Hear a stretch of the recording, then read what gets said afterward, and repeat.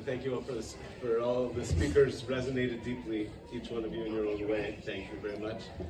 I guess I'll start with my, I've been teaching since 1992. And I don't know if I've ever had a more difficult time preparing psycho-spiritually for a talk.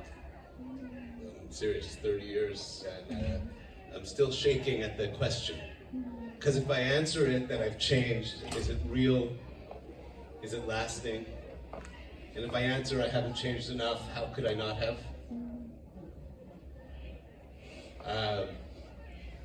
It's worthy, I think, to have a little modesty and say that I don't know yet, because we have 2 days left in this year. So maybe in a moment I'll talk about the next 2 days. Simchat Torah morning, there's a buzz in shul as we're dancing, and somebody came to me and said, you know, can I ask you a halachic question? I said, I'm not the official rabbi here. I don't like telling people what to do too much, but he said, should I call my officer to check? I said, you have to right now, call. You must. And I told him a story that in Vilna, about 100 years ago, there was somebody who was very ill on Shabbat. And Reb Chaim Brisker and Reb Chaim Moshe Grodzinski, the greatest Rosh Yeshiva and the greatest posek of the generation, started fighting who was gonna turn on the fire and make a soup for the sick person. They started fighting over it. Who would get the merit to save a life? And they decided to compromise. One lit the fire and one cooked the soup. And I told him this, and he left. And I told a few other people I knew who were in reserves that they have to call. I sort of stepped out of my place of not telling people what to do to tell people what to do. Had I known what was going on, I would have, I don't know, I still have some feelings of, in retrospect, what should have been, what I should have said. Should I send people south? Maybe I should not have. I don't know.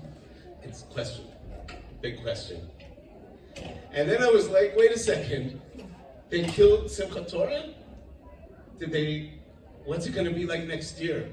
And I've been shaking with trepidation for Simchat Torah this year. What's going to be like? How can we dance? How can we not dance?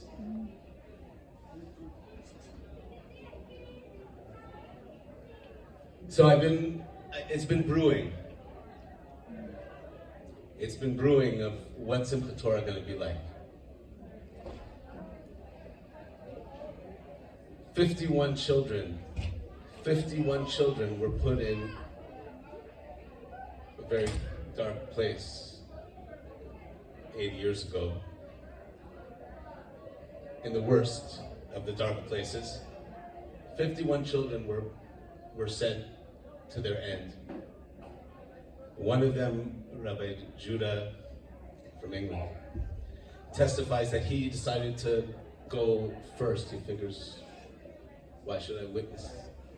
I should just go. Instead of push, like people didn't want to go, he went. The last second, they came from a work camp. They needed these children for workers. And you know what they did? They danced, because it was Simchat Torah.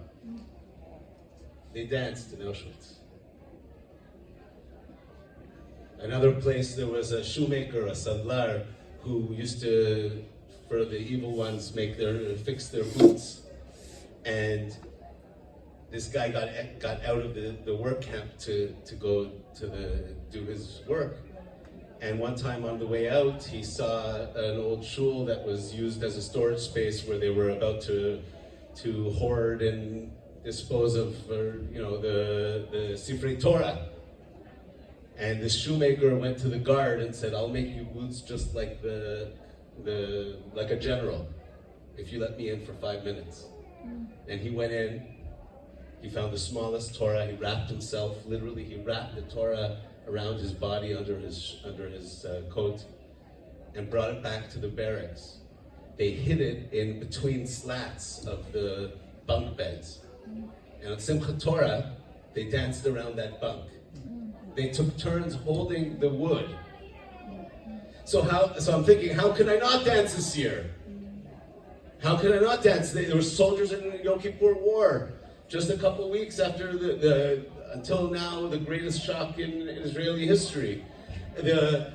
They danced in the Sinai Desert while they were fighting, while after a couple of thousand, the first couple of days of the Yom Kippur War was devastating. They danced. So I'm thinking, of course we have to dance. In Krakow in the 1600s, there's a dispute about the exact date. In Krakow in the 1600s, during the fourth Hakafa, there was a pogrom, an attack. And the next year, they decided, for the fourth Hakafa, they would all sit on the floor for a minute. And they did that until 1939 in Krakow, in the old shul. Not the Ramah shul, the old shul that's built in the wall. They did something. But they didn't stop dancing. This year we have so many letters of our scroll who are shining so bright. When we're going to dance this year, we're dancing with the light of the highest level tzaddikim. The highest level. Living letters of the scroll that went up. And we're bringing them back into the scroll, back into our hearts, back into the circle. So that's some of the things I've been thinking, but the question was, how have I changed? In the beginning, I couldn't stop watching funerals. I couldn't stop watching funerals, watching the eulogies, hearing the cries. It was almost compulsive. And I remember my daughter pointing out, like, why are you doing this to yourself? And I wanted to feel my heart, what Am Yisrael's feeling. People asked me this year, how are you doing? Libi kilev ami, my heart is like the heart of my people. Shattered, still right now. B'zchut Yosef HaTzadik, let's hear good news today of release of captives. B'zchut Yosef HaTzadik. My heart was open in a deeper way. I'm a feeling person, but I don't remember ever feeling so much in such a short period of time. Both the sadness and the pain, but the glory, the triumph, the incredible stories. I couldn't stop telling stories. Do you remember, like in the beginning, it was like shiur, we're supposed to learn Parsha, and I just couldn't stop telling stories about the heroic moments. People whose self-sacrifice was just beyond comprehension. The life force in Am Yisrael, of the individuals and the people of Israel who connected so much to the klal, to the collective, that it was almost like their personal significance, their life, was merged with the collective, the national life force of all of Am Yisrael. So I was in pain, I was crying, I was celebrating, I was in awe. And then we get to Erev Pesach. So flashback to, I was in the wars before. When I was in yeshiva, when I was 18, it was the Gulf War. Saddam Hussein. My Rosh Yeshiva was a Rambamist, a rationalist, a logical, very calm, thoughtful, great rabbi. Very soft-spoken, boring a little bit unless you can really get into this. He stood up there right after Purim, 1991, and he said, "This is a greater miracle than the Purim story. Haman didn't send one scud. He wanted to. He didn't do anything. And we celebrate." And here, he's like, 39 scuds. And there was one guy who got killed on the way to running to his safe room. 39! And Erev Pesach we had 10 times that. And then again this past month. Star Wars over Pardes Hanna.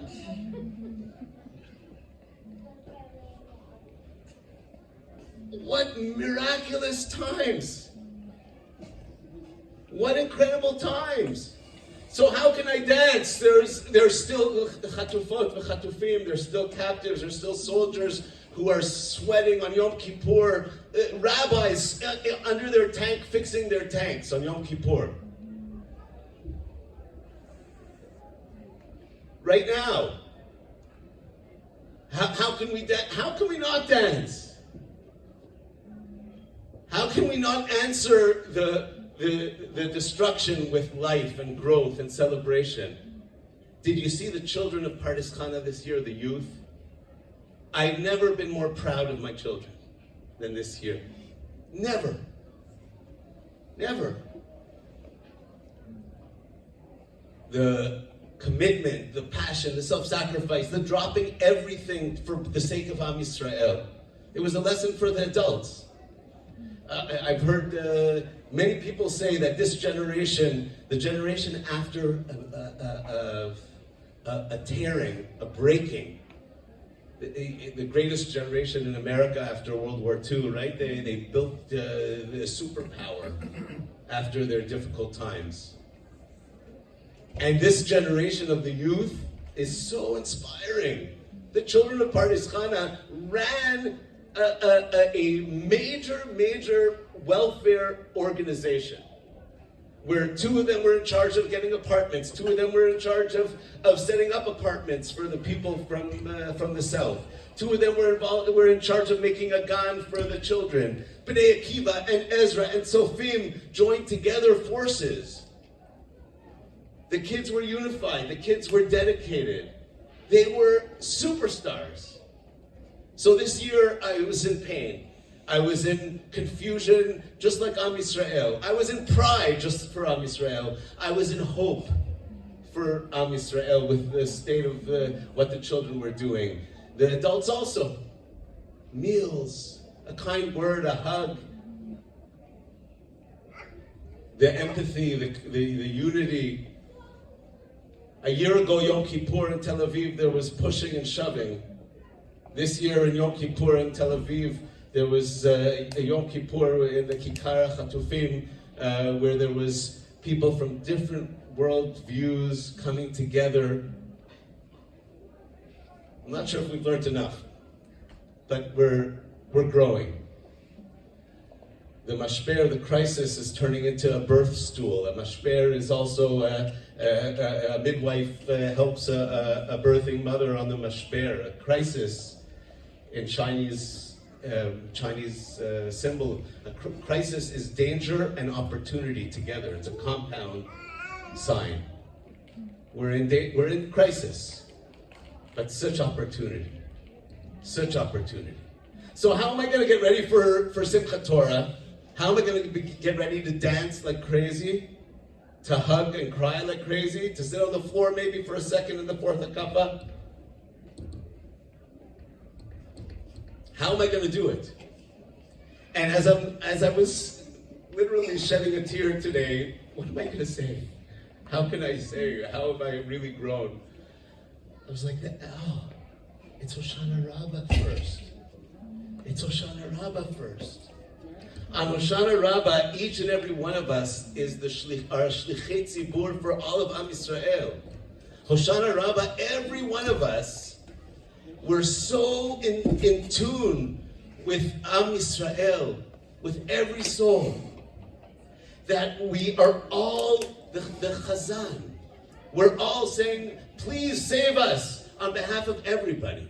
And the last meal in the sukkah, is called the meal of the skin of the Leviathan, the Aronson Leviathan.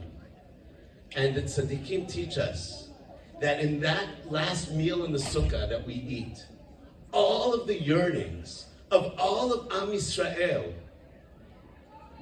all of the passionate, the deep desires, the tikva, the yichul, the tzipiyah, the yearning for redemption, the yearning for better times, the yearning for victory, the yearning for homecoming, all of the yearning of all of Am Yisrael is in our Sukkah on Hoshana Rabbah. So I don't know yet how it's changed. On Hoshana Rabbah, I hope to have one moment where my personal prayers and the national prayers of all of Am Yisrael are united. I hope to have one moment where my own heart that's both shattered and full of pride can also reflect the shattering of all of our hearts, of all of Am Yisrael's hearts, and the pride, the hope of all of Am Yisrael. And only then, I think, when I say goodbye to the Sukkah at that last meal, and I say a few words, it doesn't have to be long, it could be one moment, it could be closing your eyes and just being in a state of communion. I hope that will lead me into Simchat Torah, where I can do it properly with a full heart, with a heart that's beaming with pride at Am Yisrael like never before, and my children like never before, and also realizing that our pain is real, it's ongoing, it's not over. Simchat Torah last year is not over yet. We're still in it. So if they could dance in Auschwitz, if they could dance in the work camps, if they could dance in the Yom Kippur War, they've never stopped us before. They're not going to stop us this year. Am Yisrael Chai.